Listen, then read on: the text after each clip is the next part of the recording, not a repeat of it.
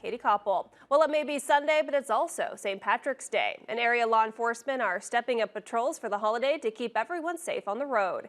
Iowa State Patrol is teaming up with Sioux City Police and the Woodbury County Sheriff's Office for a St. Patrick's Day traffic safety project.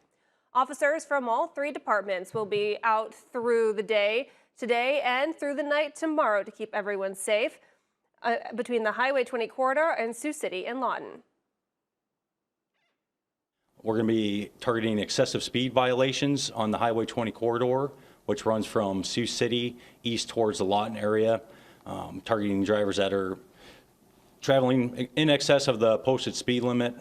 Speed is #1 contributing factor in motor vehicle crashes in Iowa, so that's what we're trying to prevent and reduce. Sunday is one of the higher travel days on the roads. Adding in the St. Patrick's Day holiday means officers will not only be watching speed, but also looking for impaired drivers. We just know that there's going to be an increase of impaired drivers on the road. Weekends, the numbers of impaired driver go up dramatically to begin with, and then you add a holiday into it. We just know that there's the reality that there's going to be, unfortunately, more impaired drivers out on the road. So if we can take them off the road before accidents are caused or worse situations occur. If you need a safe ride home, be sure to call a friend or family member or find a ride share like Uber, Lyft, or a local taxi.